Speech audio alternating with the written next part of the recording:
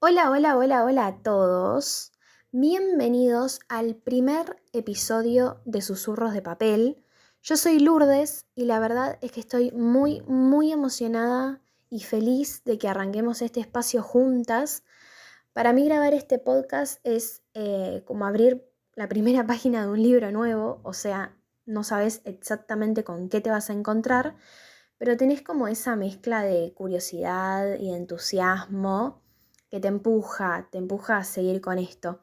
Y qué mejor idea que empezar hablando de la mismísima Jane Austen. O sea, una escritora que, a pesar de haber vivido hace más de 200 años, todavía hoy nos habla como si fuese nuestra contemporánea. Para mí, ella es muy importante, sus historias son tan humanas, tan universales que parecen escritas ayer. Y vos, compañera, Y yo soy Lara. Qué emoción arrancar este proyecto, Lourdes, ¿no? muchísima emoción y además con un tema que nos apasiona, o sea, Jane Austen, que es un fenómeno en sí misma. Muchos la leen, ¿no? Como si fuera solo una escritora romántica, entre comillas. Pero la verdad que cuando empezás a profundizar, te vas dando cuenta de que era mucho más que eso. O sea, sus novelas son como radiografías, le podemos decir, de la sociedad en la que vivió. O sea, ella observaba, analizaba, aparte de con una ironía increíble, transformaba todo eso en literatura. Lo más impresionante es que aunque su mundo estaba lleno de reglas, podemos decirle, ella encontró esa manera de cuestionarlas desde dentro de sus relatos. Yo creo que por eso sigue fascinando, ¿no? Porque nos invita a pensar no solo en el amor en sí, sino en la sociedad, en los prejuicios, en las presiones, en todo lo que vivimos, incluso hoy.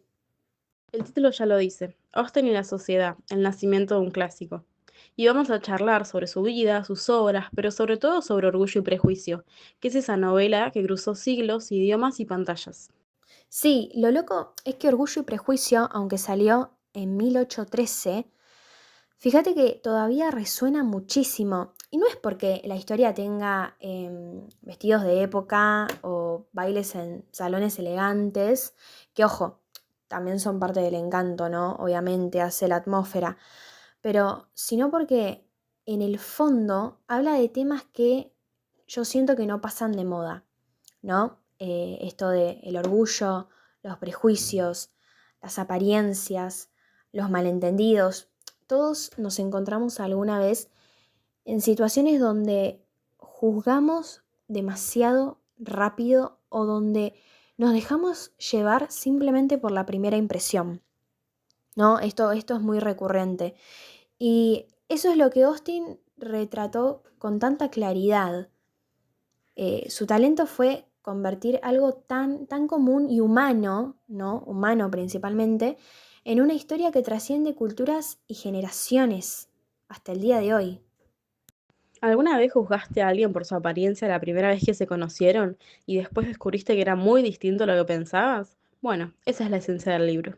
Exacto, totalmente. Y lo más lindo es pensar en su legado hoy, porque Austin no marcó solo a la literatura con su estilo, sino que también cambió nuestra forma de pensar con respecto a la mujer, al amor, a la sociedad.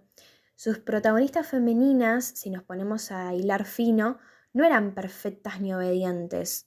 O sea, eran inteligentes, eran críticas y tenían una voz propia, que eso es muy importante. En un mundo donde a la mujer se le pedía silencio, sumisión, ella creaba personajes que se plantaban, que tenían peso y que elegían. Eso, aunque parezca simple, era muy revolucionario, era revolucionario. Y hoy, cuando hablamos de la literatura con una perspectiva feminista, muchas veces no pensamos que el camino ya lo había empezado una autora, por ejemplo, Jane Austen, aunque sin proclamas ni manifiestos. Ella lo hizo narrando historias que mostraban a las mujeres como realmente eran. Arranquemos por la historia de vida, que siempre ayuda a entender de dónde salió esa pluma tan aguda. Jane Austen nació en 1775, en un pueblito inglés llamado Steventon. Era la séptima de 8 hermanos, una familia enorme. Sí, sí, y me parece muy importante remarcar que aunque la familia Austin tenía cierta estabilidad económica, las mujeres de la casa estaban limitadas en lo que podían hacer. O sea, Jane no fue a la universidad, pero se educó a su manera, ¿no? Como pudo, leyendo, observando, escribiendo. Eso para mí es un detalle clave porque habla de alguien que no necesitó a las instituciones tradicionales para desarrollarse, ¿no? Lo hizo con lo que tenía a mano y con su contexto. Y pienso que ahí hay un mensaje que todavía sirve, ¿no? La educación formal es importantísima, claro, pero la curiosidad, esa disciplina y la pasión que puedes sentir por algo, también puede abrirte un camino. Jane, sin tener la estructura que tenían los hombres de esa época, se convirtió en una de las autoras más estudiadas del mundo en nuestra actualidad. Y eso es súper importante. Claro, porque en esa época eso estaba vedado para las mujeres, y sin embargo ella encontró en su casa y en su familia un espacio creativo. Imagínate, desde chica escribía pequeñas obras de teatro que representaban entre todos sus hermanos. Sí, sí, sí. Y encima, esos juegos teatrales en familia me encantan. Me encanta imaginarla probando diálogos con sus hermanos, riéndose de las situaciones, viendo cómo reaccionaban, ¿no? Es como pensar en un estilo de taller, pero casero, íntimo, de hogar.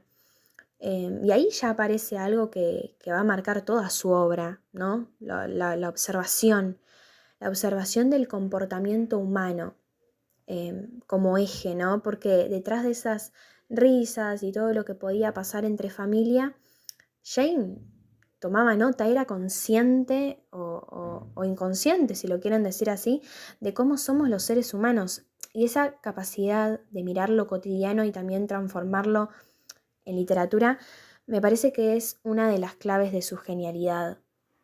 Y sin embargo tuvo que enfrentarse a algo que hoy nos resulta difícil de digerir, publicar como By a Lady, ese anonimato impuesto por el género. Sí, sí, y publicar como By a Lady fue una limitación tremenda. Imagínate lo que significa, Lara, escribir, crear un mundo, dejar el alma con tus palabras y no poder poner tu nombre. O sea, es como que el libro existe, pero vos no. Y sin embargo, ella aceptó esa condición porque lo más importante era que sus historias llegaran al público, ¿no? Le daba mucha importancia a eso, ella. A mí me conmueve mucho eso, la idea de que eligió lo anónimo, el anonimato, antes que el silencio absoluto, ¿no? El no, el no expresar nada, no decir nada, que nada salga a la luz de su arte. Y aún así, con ese obstáculo, sus palabras fueron tan potentes que lograron trascender. Tal cual, y aún así su voz fue tan potente que atravesó esas barreras. Publicó 6 novelas en vida, todas con una observación muy fina de la sociedad inglesa. Y ojo, no eran solo historias de amor como muchos creen, eran críticas sociales disfrazadas de romance, como Sensatez y Sentimiento, otra de sus obras muy reconocidas. Y murió muy joven, a los 41 años.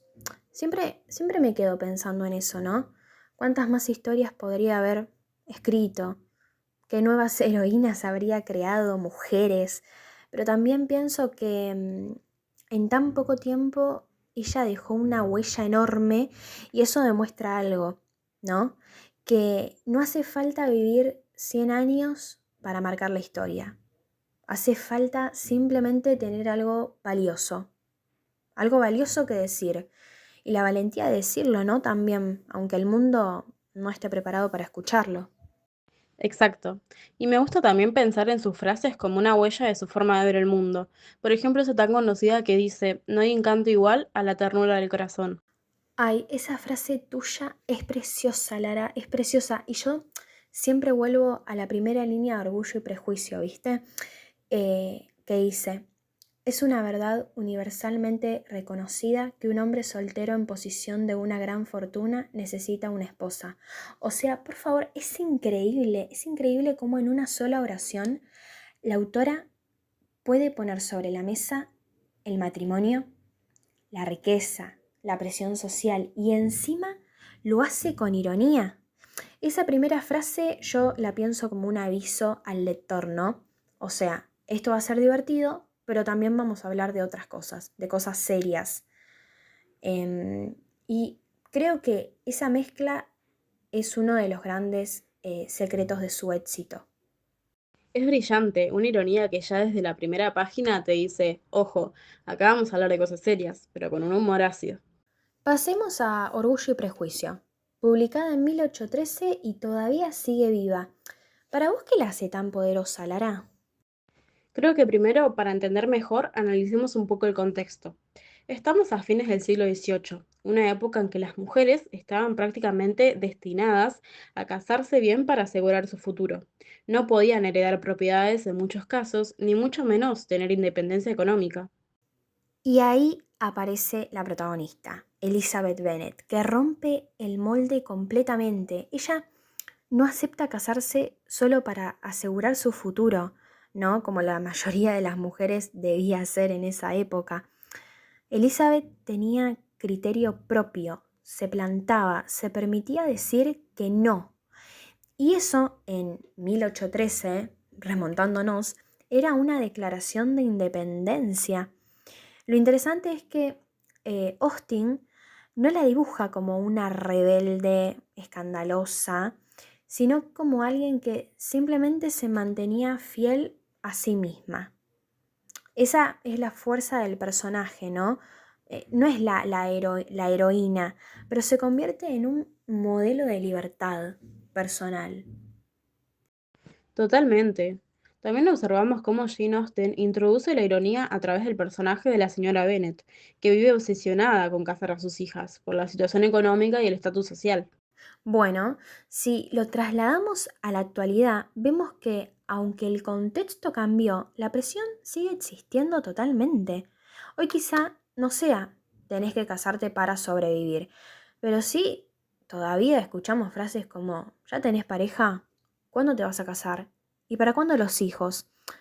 Son como ecos modernos de lo que Austin mostraba. Y eso prueba que todavía los prejuicios y las expectativas sociales van cambiando de forma, se transforman, pero no desaparecen. Sí, totalmente, esos prejuicios siguen instalados en la sociedad. Hablando un poco de su relación con Darcy, es un viaje de transformación, ¿no te parece? Porque empiezan con malentendidos, con orgullo, con prejuicios, como bien lo dice el título, y a través de los errores es que logran conocerse de verdad. Eso es lo que más me atrapa, que el amor de Elizabeth y Darcy, ¿no?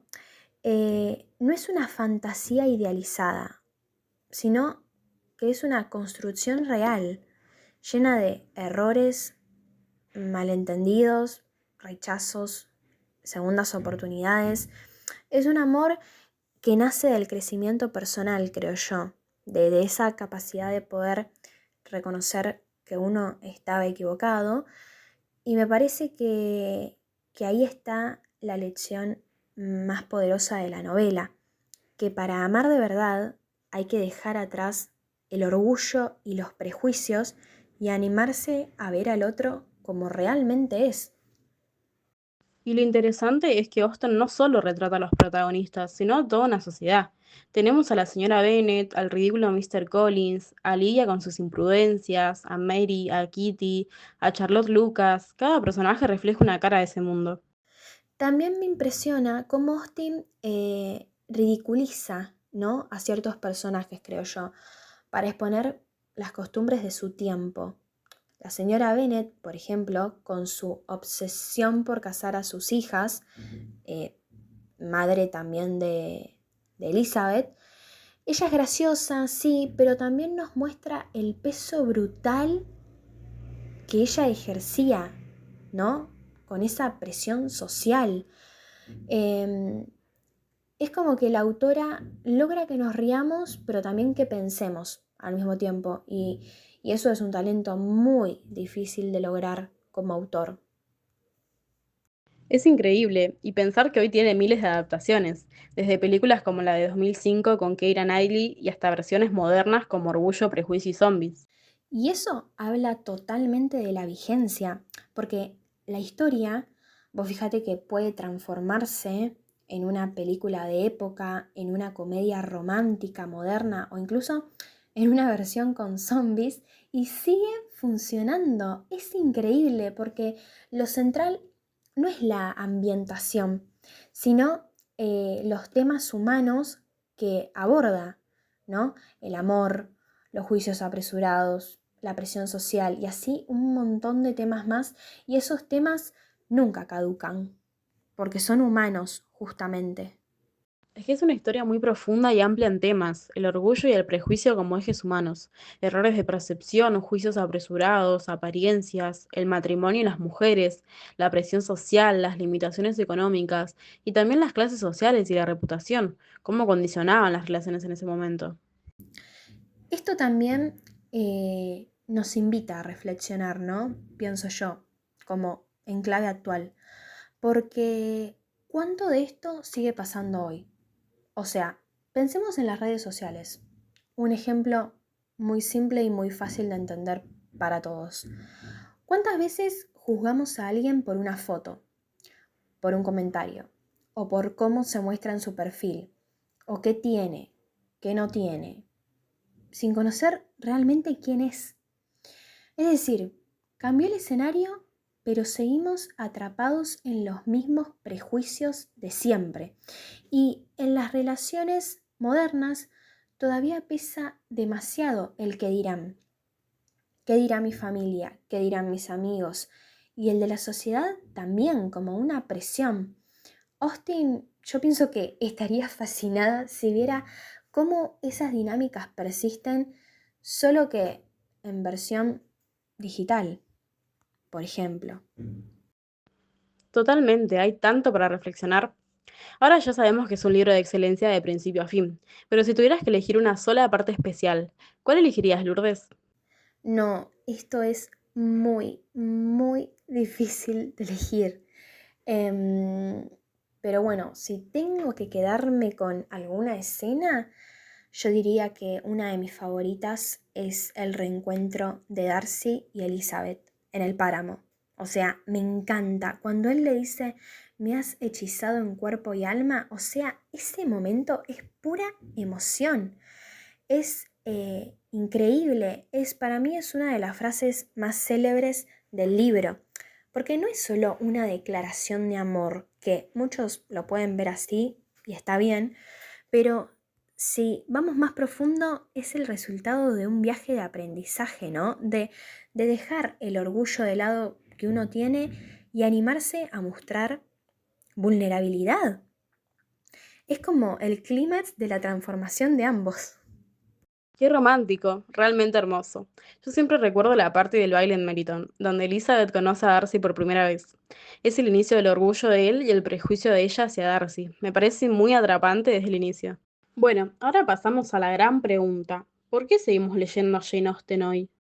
Bien, yo creo que seguimos leyendo a Jane Austen porque sus historias hablan de lo que nos hace humanos, que eso es muy importante, ¿no? La necesidad de ser aceptados, el miedo a ser juzgados, por ejemplo, la búsqueda de una autenticidad. ¿Quién no pasó por eso? O sea, son experiencias universales y humanas. Y además, la autora nos recuerda que, aunque la sociedad cambia, las emociones básicas permanecen. Por eso, leerla hoy no es mirar solo al pasado, es también mirarnos a nosotros mismos, creo yo. Exacto, y además pone en el centro a la mujer. Mostró personajes femeninos con voz propia en una época en que era un acto de rebeldía eso. Y me gusta pensar en ella como una pionera del feminismo literario.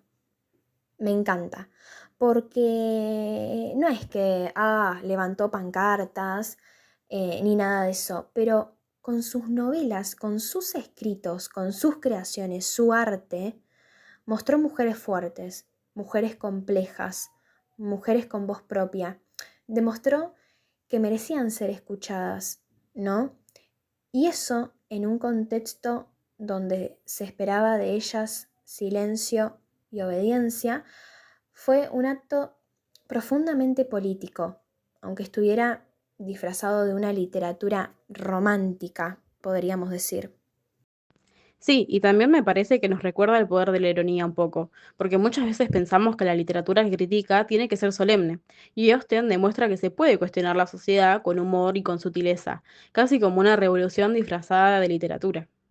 Mira, para mí el legado de Austen es enorme, es gigantesco. Cada vez que una escritora pone a una mujer al centro de su historia, de alguna manera está como dialogando con ella, lo siento yo.